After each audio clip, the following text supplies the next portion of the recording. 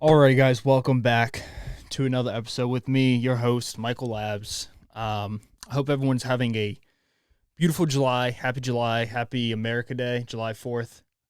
Um, Dude, it's been a while since I did a podcast. It's been like almost 3 weeks now since I sat down and recorded a new episode.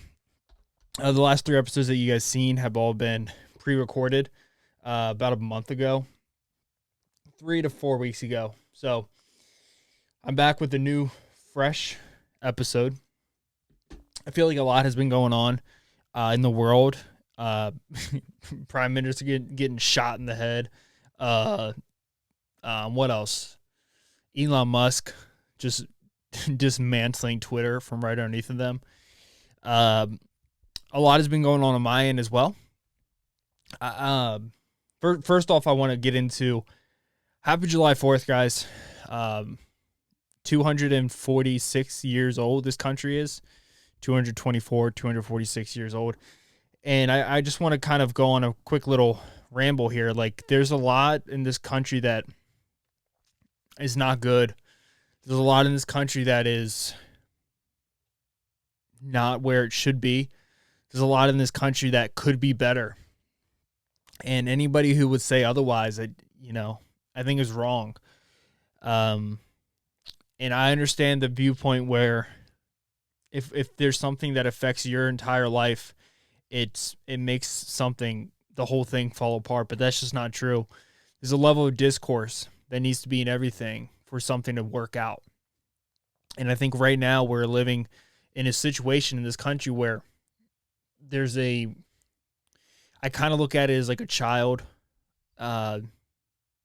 You're born into the world, and then you're 4, 5, 6, 7, 8 years old. And then from, there's a time period from like 4 years old to like 8 years old where, you as an individual, you're not battling the world. You're kind of battling yourself. And then I think we're at this stage now as a country where we're a teenager and it's us versus the world. And that world is other people, other children. We're trying to find ourselves. We're trying to understand who we are. And I think we've had a lot of amazing things that have taken America to the next level. I think the Constitution is a beautiful document. I think it's one of the greatest documents, if not the greatest document this world has ever seen. And it's created a democracy where if you believe in something or if you don't believe in something, you can vote for it or vote for the other party. And you've seen it perfectly with Donald Trump. 2016, nobody thought he's going to be president. The silent majority clearly wanted him. They voted him in. That's powerful. That's powerful. More than 50% of the voters wanted Donald Trump in office. And then in 2020, he did what he did, and people lost respect for him. People didn't want him anymore. And democracy won again. He lost. And he can do all this stuff by saying it's not a real election. It was rigged. I won. Trump supporters can go out there and say Democrats cheated, Donald Trump won. You can do that all you want. But it doesn't change the fact that your president is Joe Biden. My president is Joe Biden. Everyone's president is Joe Biden. People can say, not my president. He is your president. He is your president. And that's what it is. And that's the power of democracy. And I think in this country, we've done it better than any other country. I think we're powerful. Our military is powerful as hell. And for people who don't like the military, just realize that military is keeping you alive, because there's a lot of people who want to kill us because of who we are as a country. And I know this sounds very conservative of me. This sounds very Republican of me, or I don't care, because I know my beliefs, and I've always known my beliefs. I'm very confident with what I believe in and who and the values I have and the values that I store within me. And I know the people who know me and the people I love me. And I'm a good person at heart. And I don't believe in everything. Like, I don't believe in a lot of conservative viewpoints. I don't believe, especially a lot of Christian viewpoints. I don't believe in them. But I was disgusted with Roe versus Wade getting overturned. I think it is a fundamental woman's right to have an abortion, to choose what they want to do with their body. And I understand that the Supreme Court, Their conclusion was that the Constitution doesn't cover that. It's not a right as a human. Therefore, the Constitution doesn't, protect that. So if it doesn't protect it, then it's up to the states to decide what they want to do. I understand that, but I believe it is a woman's right to choose what they want to do with their body. And I don't like government stepping in and telling you what you can and cannot do with your body. And there's a lot of moving parts here. There's the side that's pro-life, and the side that's pro-choice needs to understand, like, this is what happens when you go so hard at somebody. And I've said this time, I feel like I'm a broken record at this point, but you got to understand, when you tell a group of Americans, or just people in general, that who they are fundamentally is based off of white supremacy and they're a terrible human being and they're all racist, what's going to end up happening is they're going to attack harder. And that's what happened. That's what Roe versus Wade was. And I don't think religion has a place anymore in our government, and it seems like it does. It seems like the things that are happening does. And I don't really know where I'm going with this, but what I'm trying to say here is that I love America. I think America is the greatest country of all time. I think it's an experiment, and I think people who don't live in America want to live here. And I think that has a lot to say with who we are. I think there's no Americans trying to cross the border into Mexico, but there's plenty of Mexicans trying to get into this country. And there's a reason for that. And I think the ability to say America sucks and America's broken and we need to fix a lot of our stuff, that's what makes America great. I think that's powerful. I think I saw Tim Kennedy post something on Instagram. He said about Brittany Griner, this girl who says she's ashamed to be American. She kneels down during the anthem, which is her right. That's powerful that our country still, because of who we are, we want to help you. In any other country, you're done. Like, if a North Korean didn't kneel or didn't stand up for their anthem, they would be dead. They would be executed. Same thing with China. Same thing with Russia. Like, this is America, and who we are is we're a constant discussion. We're constantly growing, and we have setbacks. I understand that. And I'm not saying things like, I'm not proud of that, I'm not proud about the racial things that are happening in this country. I'm not happy about the hatred that's happening in this country. But I'm very, very, very optimist. I'm an optimist when it comes to the future of this country. But I just saw a lot of people on July 4th saying we have nothing to be proud for. Like, that's not true. You have a lot to be proud for. And if you don't like America, then I don't know. It's like, that's your prerogative, and that's good. You're allowed to feel that way, but I just think I don't think it does anyone good. And it's fascinating for me, being 25 years old, and a lot of people my age, 19 to 28, there's a lot of people who think America is the absolute most evil thing in the whole world. And if you just pick up a book and you read about the history, this is what people do in this country. This is what people do. The young generation hates the older generation and wants to overthrow it. But I'm an American, and not in this studio, but in my old studio, I had a thin blue line flag behind me. I don't have it right now. I kept it back at my parents' house. I've been posting a lot on TikTok and Instagram and YouTube Shorts, a lot of my clips, and I've had a lot of mixed reviews. I posted one. I can pull it up here. And I'm not complaining. Like, I'm just stating what's happened lately to me. Oh my God, that looks like an incredible podcast episode. I posted a clip, a YouTube short called where is it?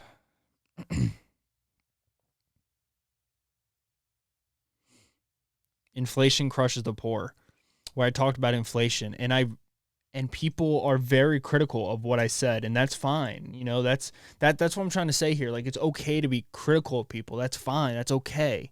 And don't get upset when people don't agree with you. Like, people need to stop doing that. Like, you can't do that.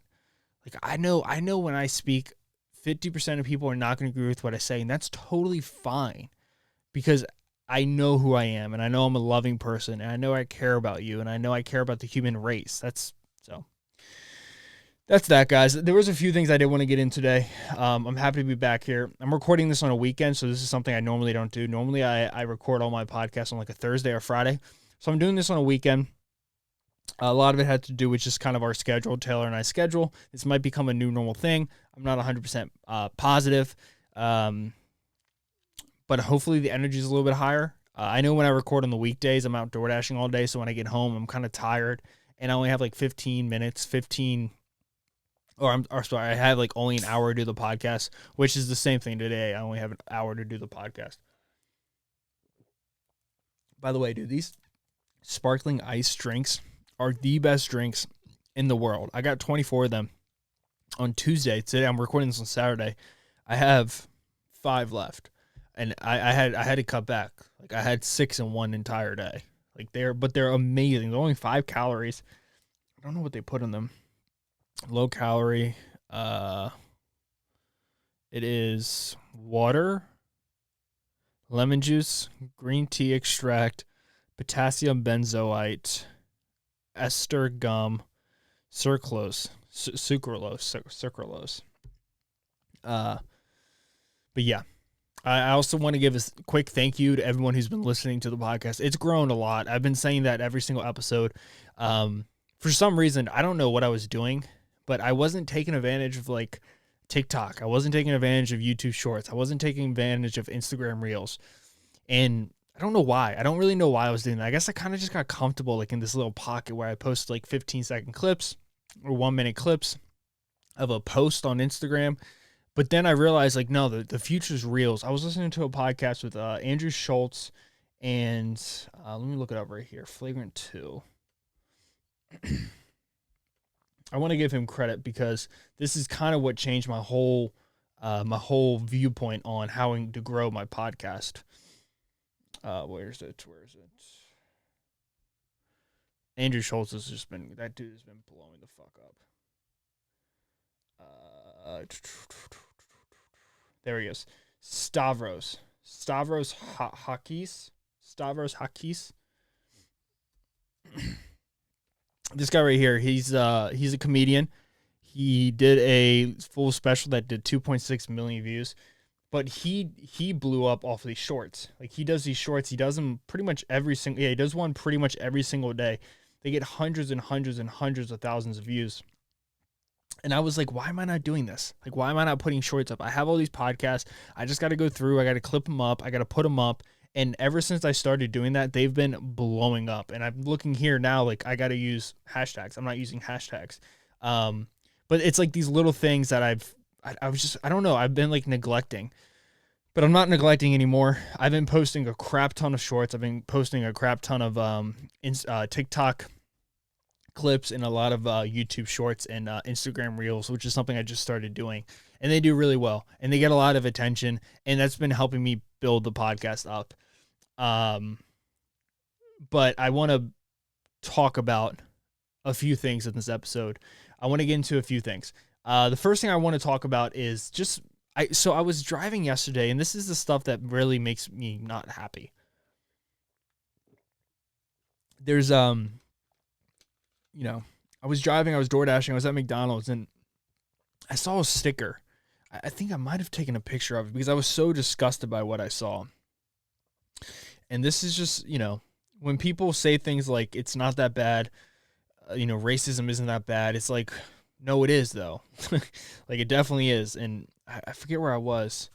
Let me pull it up here. I sent it to Taylor. Here we go. So this is a sticker. I'm not going to show his license plate, but it says this right here. I don't know if you can see that on YouTube. It says fighting terrorists since 1861. And I was like, 1861, that's kind of like, I feel like that was a pretty relevant thing. And it was, this is the way I took it. I could be completely wrong, but like fighting terrorists since 1861 with a Confederate flag. What does that mean to me? When I see that, and plus where I live in this part of Virginia, the Confederate flags are everywhere. I'm talking everywhere. I see at least one to five Confederate flags a day. And I don't like that. Like, I don't know. It's hard for me to justify Southern pride with that. Because it was a flag that was used during slavery times. And when I read that, fighting terrorists since 1861, that's when the Civil War started. So you were a Confederate soldier, and the North were coming in to fight you to free up the slaves. So you consider people who try to free slaves terrorists. And when I see stuff like that, it just kind of it upsets me. You know, it makes me it honestly like breaks my heart. And it's an older generation. It's a generation that I don't know what it is. I don't know why people have that hatred in their heart. I mean, I know a lot of it has to do with fear, but you know, you see stuff like that, and then I just think about what it's like to be a Black American in this country, and I don't understand what it's like at all. But I couldn't imagine just out there driving, going to McDonald's, and you park as a Black man, Black woman in this country, and you want to go eat a Big Mac and fries and a milkshake, like any normal person, and you pull up and you park next to a car that has a Confederate flag and it says fighting terrorists since 1861. Like, do you just go in? I don't know. And like that sucks. You know, that sucks. And I don't know if that's ever going to go away. I don't know if that's going to die off. I don't know. But, you know, it just kind of, it made me angry when I saw that. You know, as it should anybody. And I understand freedom of expression. You know, he's allowed to have that on his car, but I just think I think people like that, they know what they're doing, and that's what makes me sick to my stomach. And I just wanted to address that real quick. Like, I don't know what it's like to be a Black American man. But, you know, seeing stuff like that just kind of, it breaks my heart. You know, I don't know what it did to me, but it made me want to go like, hey man, why do you do that? What are you trying to do? Are you trying to like, hurt people? Are you trying to be provocative? Like, why? Why is that happening? You don't need to do that. Like Black people are not different from you. Like, Hispanics are not different from you. Like, Mexicans are not trying to come here and take your job. Like, you know what I mean? It's just frustrating. I don't know. It's frustrating. The one thing that did happen over the weekend, which was something I was anticipating. Honestly, I was anticipating this since Elon Musk did this. And I feel like my whole podcast is just talking about Elon Musk. So he started taking over Twitter. He started really talking about it in like early April. I think he made the announcement that he put in a $44 billion cash offer to take over Twitter. And that's when all the news media took hold of it. And over like the past May, June, 2.5 months, he's been going back and forth with Twitter. And before he closes the deal, he's been trying to get them to admit how many bots they have on their platform. And I don't know the exact numbers, but I do know that the amount of bots that are on social media is insane. And I think there's a lot of different ways. First of all, why do bots matter? Well, bots are a big deal because if you are social media, you make money off of advertisements. So if I'm the owner of Michael Labs Pajamas and I see a Twitter account that has, 100,000 followers and I really like this person, I think what they do is good. I think they put out value. I think we tie up together pretty well, my values and their values. And I'm like 100,000 followers. If I can get, just 1%, 1% of their followers, so 1,000 customers out of them, that's amazing. And even if I get 0.1%, if I can get 100 new customers out of their 100,000 followers, that's amazing. And Twitter's telling me that that's 100,000 people. And if I'm Elon Musk and I say, tell me how many of that is actually a bot, because that's fake, because they're not going to buy. And they're creating discourse throughout the country. And a lot of news now is taken off of Twitter. So if you see something that is very like anti-Donald Trump or very pro-Donald Trump, and it doesn't get that many retweets, but then bots go at it and retweet it, and everybody can talk about it. And now it has all these retweets. It's on everyone's page. Now it becomes a big deal. So you can take something that's not a big deal, but if you can have a bot farm to blow it up, that's a huge thing. And if Twitter's not really taking the proper measures to get rid of bots, they're just letting bots go there because it makes their numbers look inflated, which gets more money their way because advertisers see that, then that's almost a form of manipulation. And this is all alleged. This is what I'm saying. This is not factual information. And Elon is the whole time saying, please, like, just tell me how many bots you have. I want to know. And Twitter never did. And it looks like Elon is pulling out of that, which is crazy. I like Elon a lot. But when he did that, that sucks because I thought him taking over Twitter was good for the world, honestly. But I'm not going to sit here and be like, I didn't expect that. This is what he does. He's a crazy dude. He's a mad genius. He's on the spectrum. He's flamboyant. He's just a wild enigma of a human being. And this is the ultimate form of market manipulation, I think. I'm not 100% sure because he's just talking about the contract. And I don't think he broke the contract. I don't know the contract. But this is one of the situations where it's like you love or hate him.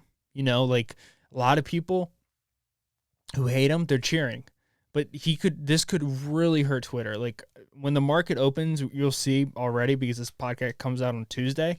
But I'm sitting here on Saturday. Dude, that market opens and Twitter goes down like 20%. Like that's a serious issue. Like that could put the company out of business.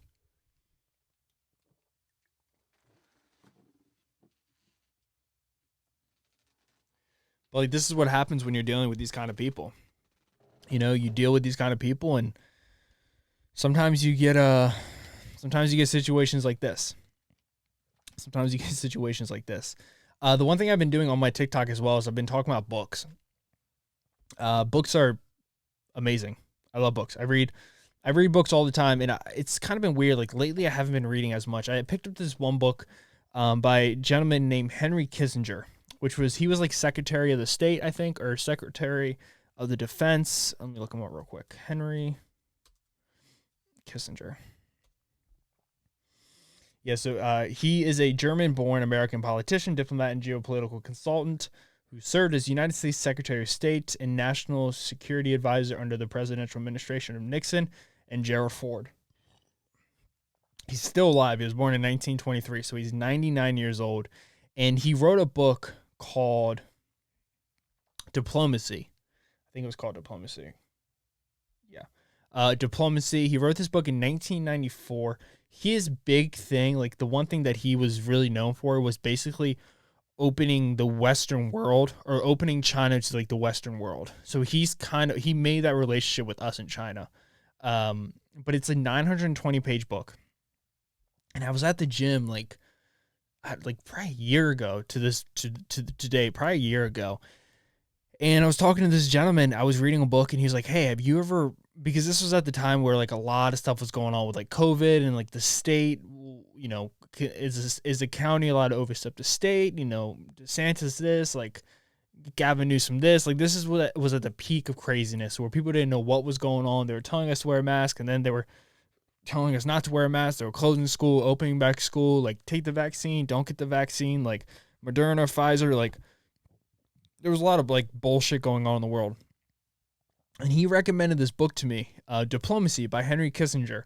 And I started reading it, and it's a fantastic book. It's a really good book, but it's also a book that's very, it's a textbook. It's a 920-page textbook. Each page is like, I would say each page is like the equivalent of like 4 or 5 Harry Potter pages, like just the density. And it's a lot of information. So I've been at this book now for about 3 months now, which is a long time to read one book.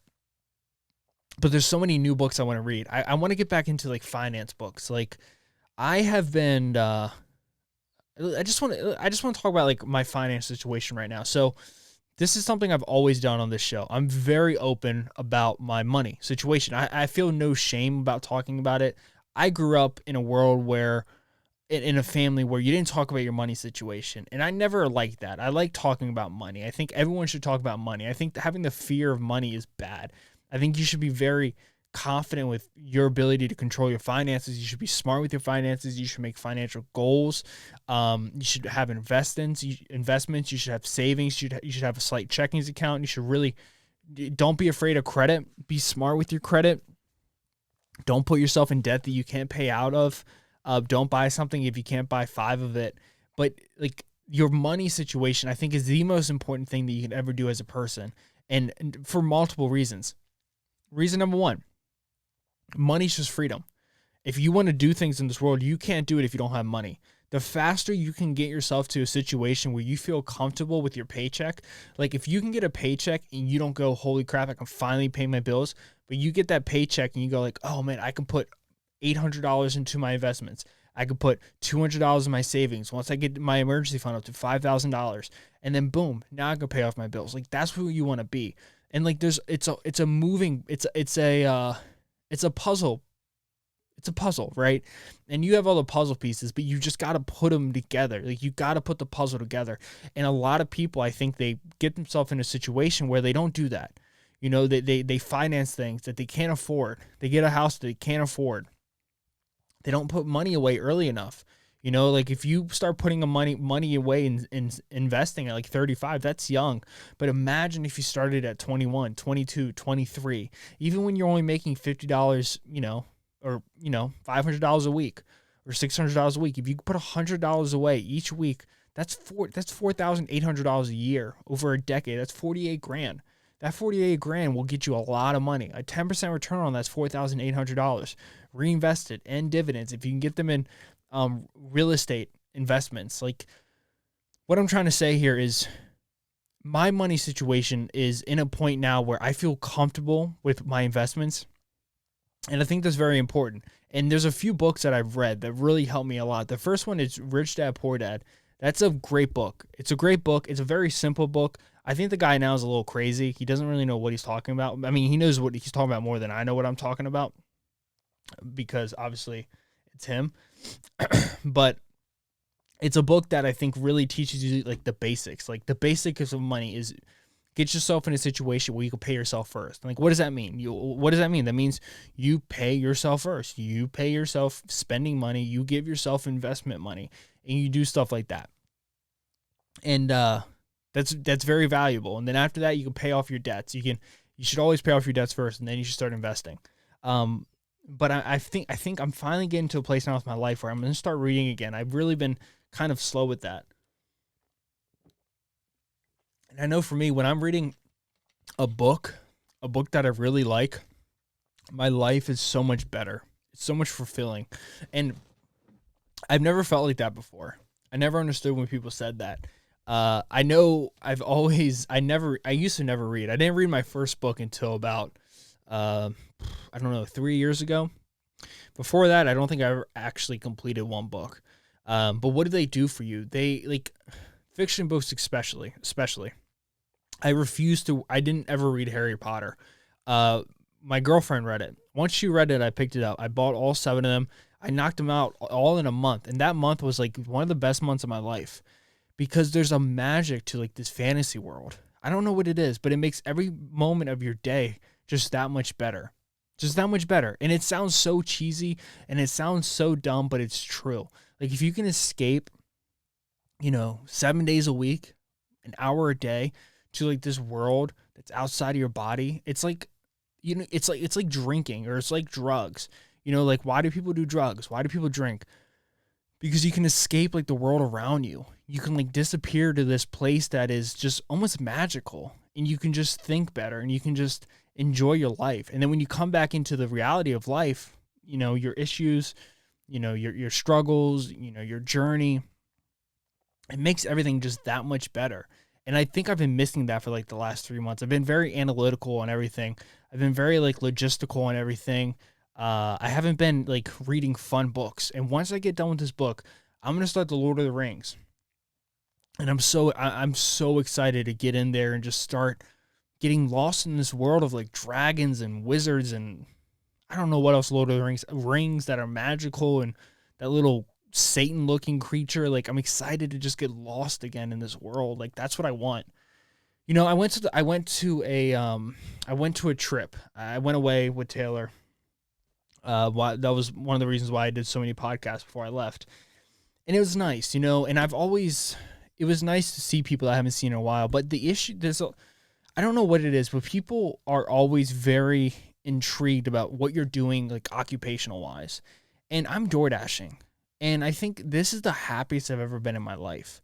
And it's so fascinating for me to be in a situation now where I went to college, I've had decent paying jobs, like I've worked really hard, but the happiest I've ever been in my life is right now when I get to do a podcast, when I get to hang out with Taylor, where I get to make dinner every night, where I can take off days if I want to, and I can work and make money door dashing. I can put money away investing, like, and I can travel if I want to.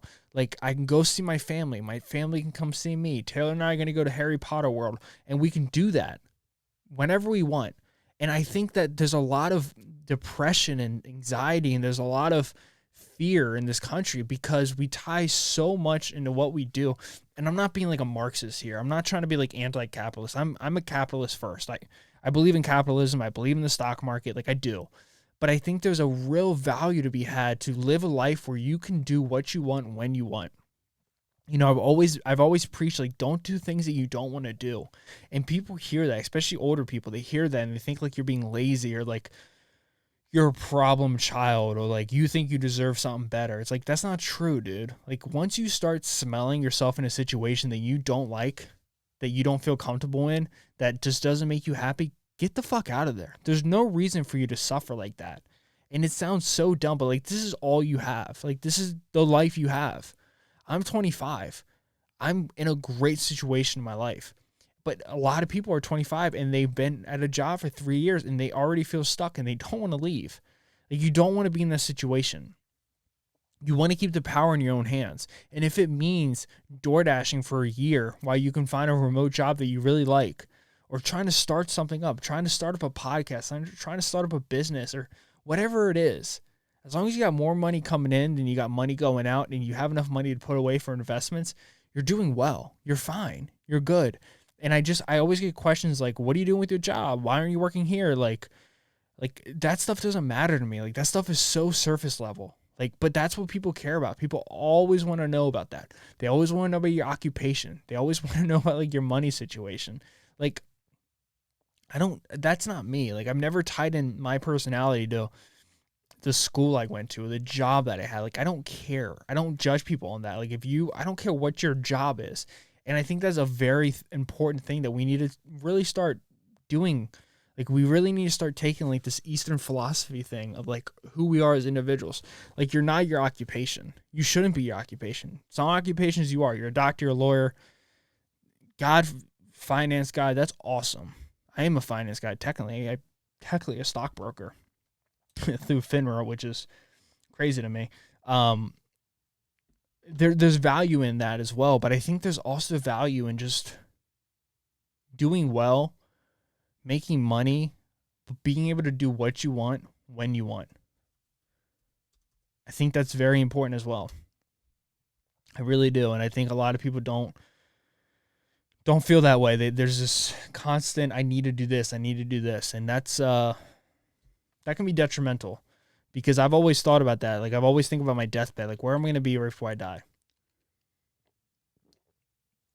Am I going to be in a situation where I'm pissed? I'm going to be mad because I didn't get to do this. I didn't do that. I didn't read this. I don't want to be in that situation. I want to live a life that when I die, I go, you know what? Got a couple million in investments because I was smart with that.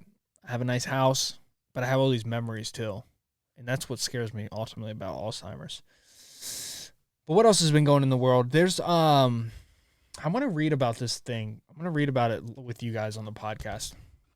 Joe Biden signs an executive order on abortion access 2 weeks after Supreme Court overturns. I don't know what this means. We're going to try to figure out right now from CBS News. Okay. President Biden signed an executive order Friday aimed at protecting access to abortion as he faces mounting pressure from fellow Democrats to be more forceful on the subject after the Supreme Court ended a constitutional right to procedures 2 weeks ago. This was not a decision driven by the Constitution, and despite what those justices in the majority said, this was not a decision driven by history. What else? I don't care about jobs reports. The action the president outlined Friday are intended to try to mitigate some potential penalties women seeking abortion may face after the ruling, but are limited in their ability to safeguard access to abortion nationwide. Specifically, this executive order asked the Justice Department to do everything within its power to protect women seeking abortion, including protecting women's rights to travel to another state for an abortion and to protect access to Food and Drug Administration approved abortion drugs. The order also directs the Health and Human Service Department to ensure all women and girls experiencing pregnancy loss receive the emergency care they need no matter what state they're in. The executive order also protects access to contraception and expands access to free contraception, Mr. Biden said. Here's another thing as my laptop freezes. The executive order also directs agencies to work to educate medical providers and insurers about how and when they are required to share privileged patient information with authorities. That's fascinating. I don't think you're allowed to share that information. HIPAA? Do we completely forget? I think during COVID, we just completely threw HIPAA out the window. Are you vaccinated? Like, Jesus Christ. An effort to protect women who seek or utilize abortion services. It also asked the Federal Trade Commission, FTC, to take the steps to protect the data privacy of those seeking information about abortion and other reproductive services online. Mr. Biden insisted the right privacy is embedded in the Constitution. This is something that does kind of worry me. I was very against Roe versus Wade getting overturned, but I'm also against the government overstepping the law. Like that, to me, that's very concerning. Like when the Pentagon when he's like saying the Department of Justice, do in your power so like basically these women don't get in trouble. I kind of go like, yeah, I think that's good. I don't think women should be in trouble, but I also go like, that's an overstepping of power. Like, I don't think you can do that. I don't think that should be allowed. The administration has said that the White House has said the administration will also convene volunteer lawyers to provide women and providers with pro bono legal assistance to help them navigate new states' restrictions. Yeah, I do know that too. The order, which he signed after the High Court's June 24 ruling that ended the nationwide right to abortion and left it to states to determine whether or how to allow the procedure, comes as Mr. Biden faces criticism from some in his own party for not acting with more urgency to protect women's access to abortion. The decision in the case known as Dobbs versus Jackson's Women's Health Organization overturned the court's landmark Roe versus Wade. Since the decision, Mr. Biden has stressed that his ability to protect abortion rights by executive action is limited without congressional action.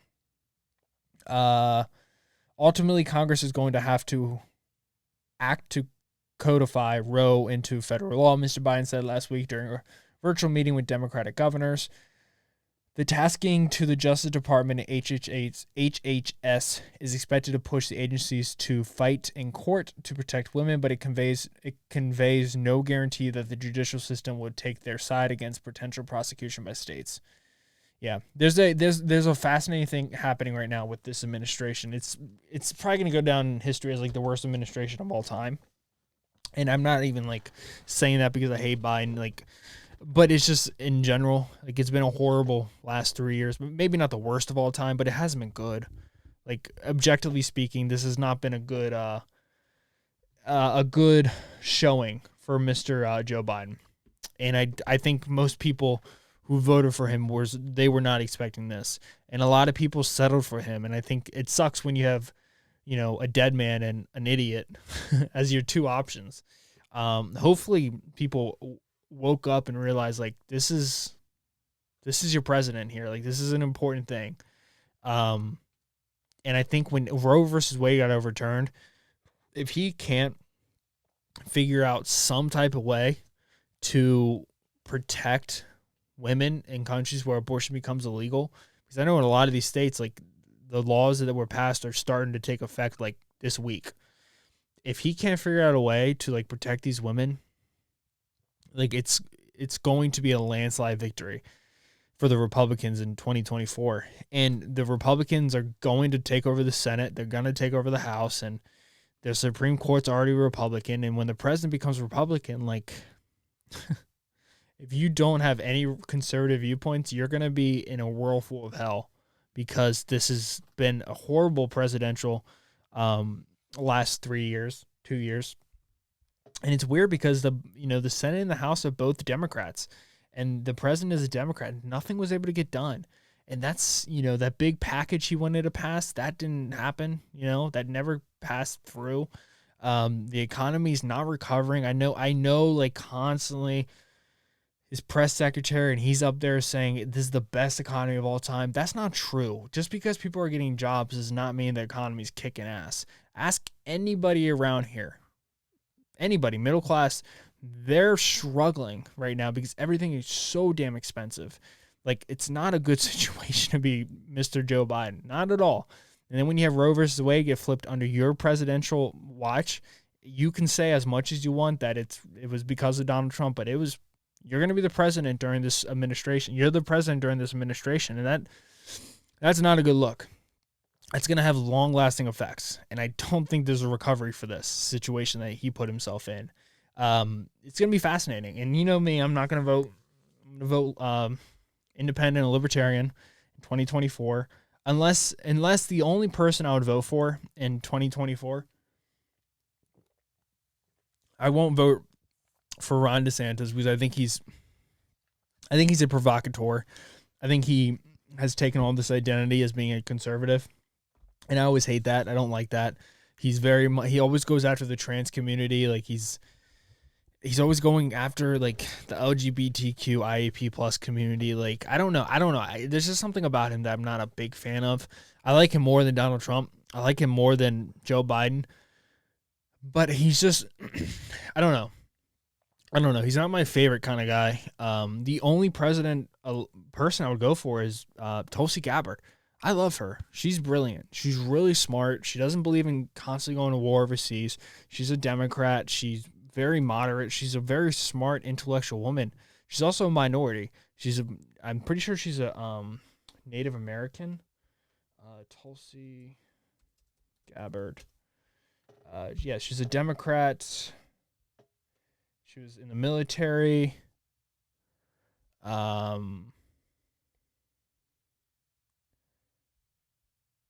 else? Tulsi Gabbard. Heritage? No. What's the word I'm looking for? Heritage?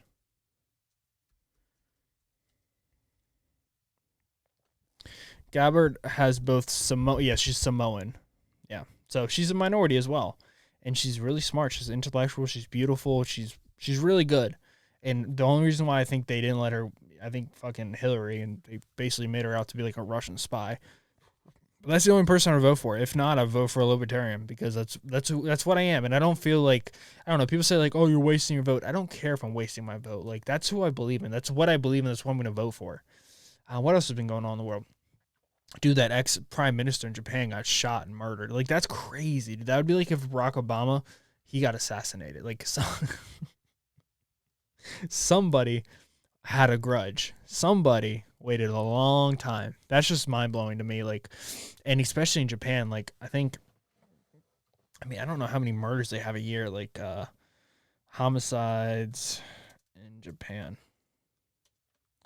in 2021. Yeah, from 2014 to 2021, there was... Yeah, so 2021, there was 874... Wait, yeah. So number of cases recorded by the police in Japan in 2021, 874, compared to the United States.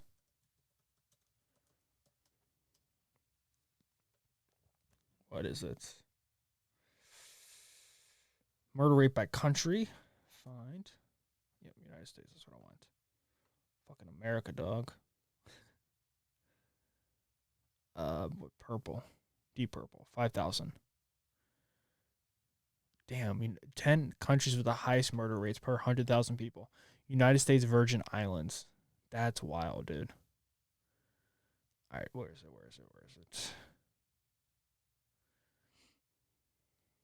Fine, United States.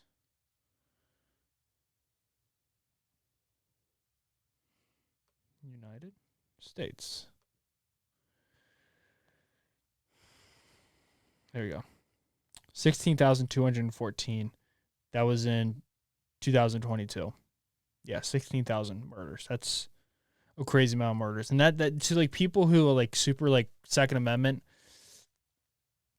your argument that, and trust me, I'm Second Amendment too. I think you should have the right to bear arms. But that argument about mental health can only go so far. Like 16,000 people killing each other. That's a lot of people in 2022. That's a lot of people. But he made that gun. Like he made that gun. I want to pull up here Japan. This is really Japan gun laws. I read this article yesterday. I think I read it to Taylor. I think maybe it was Washington Post. They have this incredible way that they control their gun laws.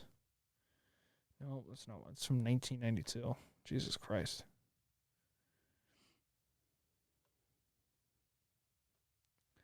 I don't know why. I don't know why everything becomes about gun laws so quickly. I saw that like on the internet. All these people were talking about like, oh look, they were able to kill somebody with a gun. I forget what it is, but they have like these really, really good laws where you gotta like sit down in a classroom all day to get your license. You have to tell the police exactly where the gun is in your house. You got to tell them how much ammo you have. You got to tell them all these things. And to me, like that makes sense. Like that makes sense. You shouldn't just go out there and get yourself an assault rifle. I was driving from my apartment to DoorDash, and I'm just driving, and this dude who is in a crappy Honda Civic has a huge assault rifle, like in a box. He just left a gun shop up here, and I'm just like, that's crazy. Like you can just get yourself an assault rifle, and I guess you should be allowed to do that. I guess it's a right. I don't know. And then in Sri Lanka, like you have Sri Lanka prime minister agrees to quit. His place got taken down, dude. What else? Oh, this is another thing. U.S. Attorney General suspended for mocking Joe Biden's support of abortion rights. I don't know. I'm not a fan of this is probably what I'm gonna finish with. This is why I love comedy so much. This is why I think it's so important to keep comedy around, because you need to have this ability to make fun of your president. You need to have this ability to make fun of those who are in positions of power. You have to be able to laugh at them. You have to be able to poke fun at them. And if you can't do that, you live in an oppressive society, and that's dangerous. And this is my issue with like a lot of these politics is people can't make fun of each other. There's this page on Babylon. It's called Babylon B. And if you follow me on Instagram, I always post things like, here's a few examples of them. They're a hilarious page. They're a satire page. They make fun of things. They make fun of the left and they make fun of the right. And that's the power of these guys. Here's one. Here we go. This one here is a success. Climate protests block traffic, causing cars to idle for an extra 3 hours. Here's another one. It's I posted a few that were pretty edgy. Here you go. Pro-lifers are inhumane, says woman who calls unborn babies parasites. What else? Got another one. Where is it? There's one that I posted literally the day of it getting overturned. Shit. Where is it? Compromise. Texas says abortion can remain legal, but the baby gets an AR-15 to defend itself. So funny. Oh, no, where is it?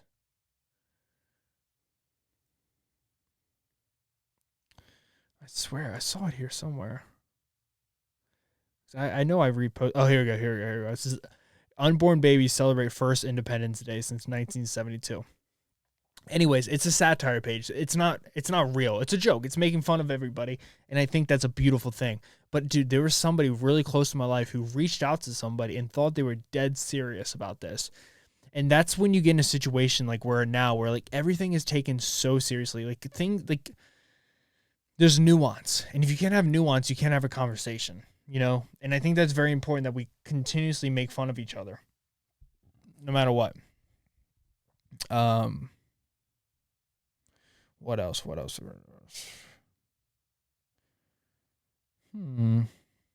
don't really think I have anything else to really talk about. I don't want to just ramble on for an extra 10 minutes if I don't really have much to cover.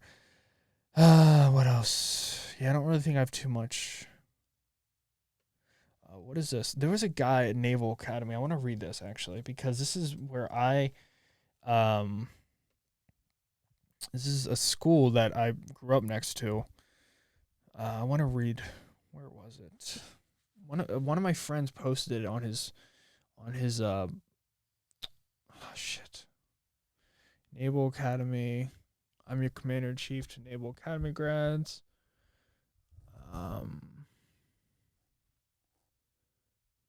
Naval Academy student. It was a news story. He posted on his Instagram. I think who died Tuesday. Identifies deceased. Man, I don't know if I can find it. I might be able to hold on one second. Sorry, so I know this is not fun to hear. What's this guy's name? He's missing a leg. Shit, what's his name? If I can't find it, I'm just gonna end the podcast. I don't want to just keep rambling on when I don't need to. Yeah, I don't think I can find it. Maybe I've recently followed him. No, I don't know. I don't want to waste your time, guys. Guys, thank you so much for listening to the podcast. This has been episode 264 of the Michael Lab Show. I hope you guys have a beautiful, beautiful day. I'll catch you guys next Tuesday. Happy July 4th. Be safe out there. Wear protection, especially nowadays. Thank you so much for listening, guys. Peace out. See ya.